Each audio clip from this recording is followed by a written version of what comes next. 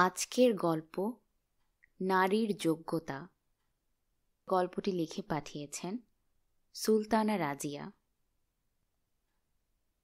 আমার এক বান্ধবীর কথা আমার আজও মনে পড়লে ভীষণ কষ্ট পায়। ওর শেষ পর্যন্ত আর ডাক্তার হওয়া হয়নি। আমার বান্ধবী তখন পড়াশোনা করত। সে তার বিভাগের এক শিক্ষকের লোলুপ দৃষ্টিতে পড়েছিল।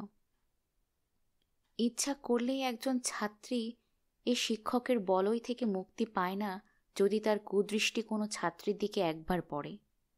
সে কারণে অবলা মেয়েদের অবলাই থাকতে হয়।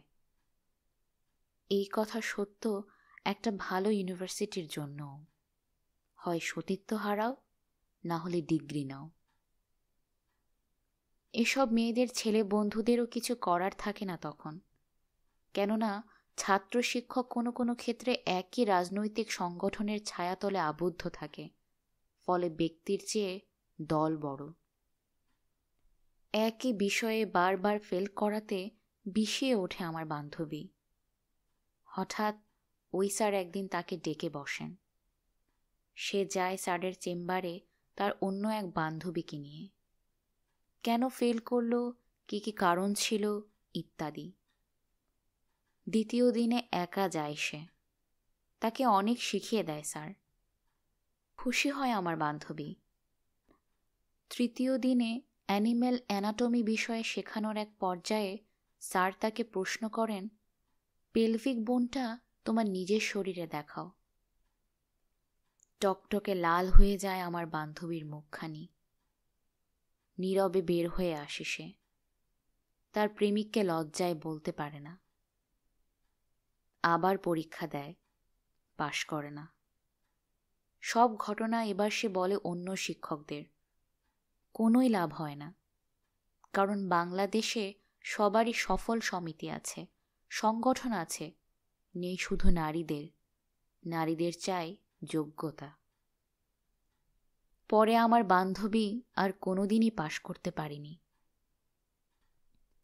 দেখতে খুব সুন্দরী না হলেও গলার পেছনে, চোয়ালে ও আপার লিপে কিছু বিশেষ লোম থাকাতে অনেক ছেলে বন্ধু বা সহপাঠীদের দৃষ্টি আকৃষ্ট হয়েছে আমার প্রতি। আর এই বিশেষ লোমের কারণেই প্রায় ধরাশায়ী হতে যাচ্ছিলাম আমারই এক 40 শিক্ষকের হাতে, তার রসনার ফাঁদে আটকাতে। আনটাচড মেয়ে সেই লোকের খুবই পছন্দের ছিল। আমি তখন একই ইউনিভার্সিটির অন্য অনুষদের এক ছাত্রী। সুযোগ বুঝে ওই স্যার ওই সময় টোপ ফেলতেন মেয়েদের মধ্যে তার পছন্দের ছাত্রীকে ভালো নম্বর অথবা পাশের আশা দিয়ে লুফে নিতে।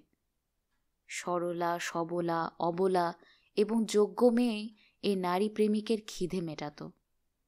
না হলে বারবার ফেল করে চিরবিদায় হতো। অথবা কোনো মামা বা দলীয় নেতার সাহায্য নিয়ে কোনো মেয়েকে সফল হয়ে অতি কষ্টে বেরিয়ে আসতে হতো নারী পিপাসু শিক্ষিত জানোয়ারের হাত থেকে। কারণ এ জাতীয় ব্যক্তি কোনো না কোনো রাজনৈতিক দলের সাথে সরাসরি যুক্ত থাকে। একদিন তার প্র্যাকটিক্যাল ক্লাসে আমার ক্লাসমেটদের সঙ্গে ছিলাম। হঠাৎ স্যারের একটি প্রশ্নের উত্তর দিতে পারলাম না। প্রশ্নটি যদিও বিষয়ভিত্তিক ছিল।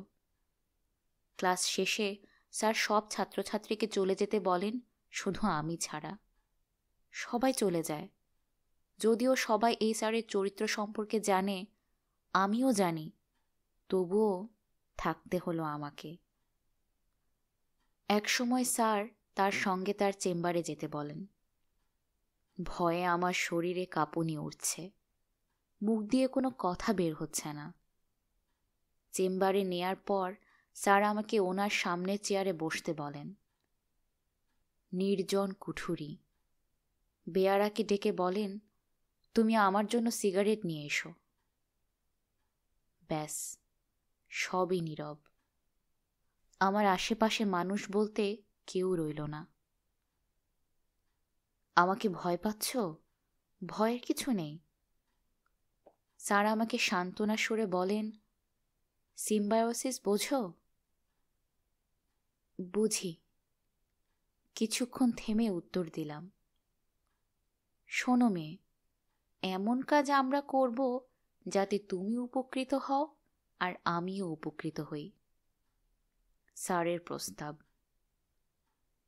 ইন্নানিল্লাহ, আমি মনে মনে উচ্চারণ করলাম। এই মেয়ে, কিছু বলছো না যে? স্যারের প্রশ্নের উত্তরে না গিয়ে আমি লা ইলাহা ইল্লা আনতা সুবহানাকা ইন্নী কুনতু মিনাজ জালিমিন পড়ছি বারবার, আর সময় ক্ষেপণ করছি। তুমি আমার বাসায় আসবে, তুমি ভালো রেজাল্ট করতে পারবে, নিশ্চয়ই তুমি তোমার ভালো চাও, তাই না? স্যারের সৎ উপদেশ। ওকে, আজ তাহলে এসো। মাথা নিচু অবস্থাতেই সরে এলাম। বাসায় এসে আমার শিক্ষক বাবাকে বললাম, মাকেও বললাম ঘটনাটি। মা বললেন, আর অমুখ হওয়ার দরকার নেই। বাবা তার এক বন্ধু, যিনি ওই একই ইউনিভার্সিটির অন্য ফ্যাকাল্টির একজন শিক্ষক, তাকে দিয়ে আমার শিক্ষককে বোঝালেন। বলালেন, মেয়েটি আপনাকে দেখে ভয় পায় কেন? কিন্তু তাতে কোনো লাভ হলো না।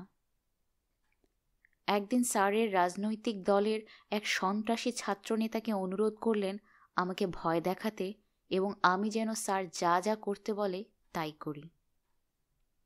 শুনে নেতাটি বলে, ওরে বাপরে, আমারে কাইটটা ফেলাইব ও যদি এই কথা শুনে।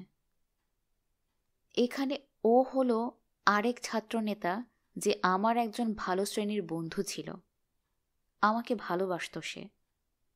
শেষ পর্যন্ত আমার সে ভালো বন্ধুটির অজুহাতে আমাকে ফেল করানো তো দূরের কথা, ভালো নাম্বার দিতে বাধ্য হয় ওই শিক্ষকটি। দেরি হলেও বুঝতে পারলাম ভালো রেজাল্ট অথবা পাশ করতে নারীর কি কি যোগ্যতা থাকা দরকার। পরে জেনেছি প্র্যাকটিক্যাল ক্লাসের অপরিহার্যতার সুযোগ নিয়ে এসআরটি বহু মেয়েকে ব্যবহার করেছেন এবং পরে ভালো পাত্র দেখে এসব মেয়েদেরকে বিয়েও দিয়েছেন। তাদের জীবন সঙ্গীদেরকে বুঝতে দেয়া হয়নি তাদের সঙ্গিনীরা কি বেচে কি কিনেছে। তার ৮-৯ বছর পর আবার সেসব শিক্ষকদের কথা আমার মনে পড়ছে। মনে পড়ছে তাদের হতভাগিনী স্ত্রীদের কথা। কোনো পথে কি নেই এই মানুষগুলোকে মানুষ বানানোর? আসুন আমরা আমাদেরকে রক্ষা করি, তারপর অন্যদেরকেও বাঁচতে সাহায্য করি। দুর্দিনে আমরা ভালো বন্ধু হই, মনের কথা শুনি।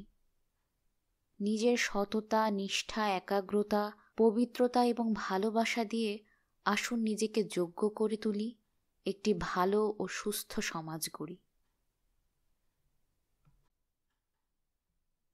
গল্পটি এখানেই সমাপ্ত। কেমন লাগলো এই গল্প শুনে কমেন্ট করে জানান আমাকে, আর শেয়ার করে অন্যদের জানান এই গল্পটা। সাবস্ক্রাইব করে না থাকলে এখনই করে ফেলুন। আপনার গল্পের অপেক্ষায় থাকলাম। আজকের মতো বিদায়।